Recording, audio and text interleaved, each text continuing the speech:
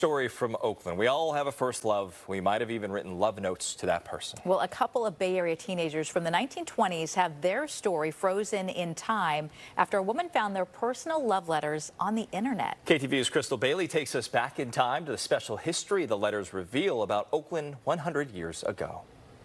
You will make a splendid man, so show them that you are a man by fighting.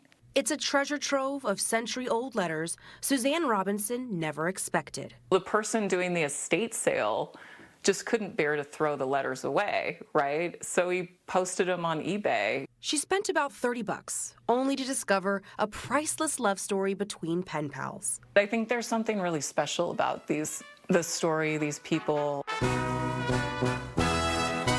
The tale begins in 1921 with letters addressed to Conrad Zerbe in Oakland, written by a love-struck teenager in Sausalito, Audrey Young. One of the letters, she signs it, "Yours till the sun rises in the far west and sets in the near east, Audrey." And of course, that means forever, right? The sun will never rise in the far west. So she's basically saying in a clever way, I'm yours forever. Actually, she kind of is Conrad Zerbe's forever, because here we are in 2023 reading about this kind of beautiful love story. In one letter, we catch a glimpse of the roaring 20s when Audrey invites Conrad to a friend's party in Oakland to dance. She's talking about how he changed her life. In another, she teases him about buying a car during an industrial era when cars were replacing horse-drawn carriages on the streets. Towards the beginning of the 20s, it wasn't as common for people to have cars, but then the popularity of cars exploded over the course of the decade. The letters, pointing to the technological advancements in Oakland at the time, give readers an idea of what teenagers like Audrey and Conrad were going through. There was sort of a post-war boom. There was a lot of development happening. Our population grew by almost 30% over that decade. There is a lot of references to water and water transit, you know, again, because there were no bridges.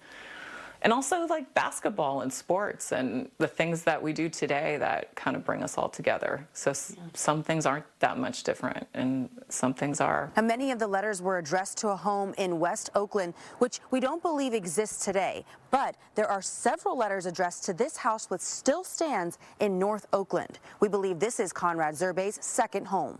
With the help of historic archives, Aaron Sanders from the Oakland History Center helped us find his first childhood home. Right now, the map shows that it's under like a freeway, but we can look at this older map and determine exactly where that house was. So what we're looking at is basically what it was like in 1911 when Conrad would have been, I think, 4 or 5. The letters elaborate on his difficult transition into manhood as he becomes a shipbuilder during the Oakland estuary's industrious time. He had the same issues a lot of people have after high school. What am I going to do with my life? Conrad's last heartfelt letter from Audrey is from 1925. Not long after 1925, he gets married to someone else, you know, and they had a child based on the census, like right then and there. His adventure doesn't end there. He goes on to fight for workers in a labor union, getting arrested in the 60s while he was striking with Local 1149, a union for carpenters and builders. I think they kind of went after him because he was leading the charge with better pay, better salaries.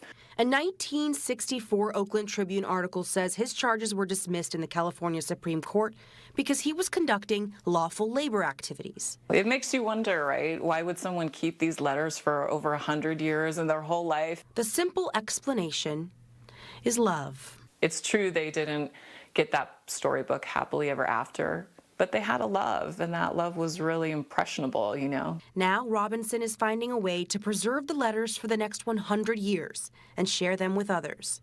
A love story stuck in time. Crystal Bailey, KTVU, Fox 2 News.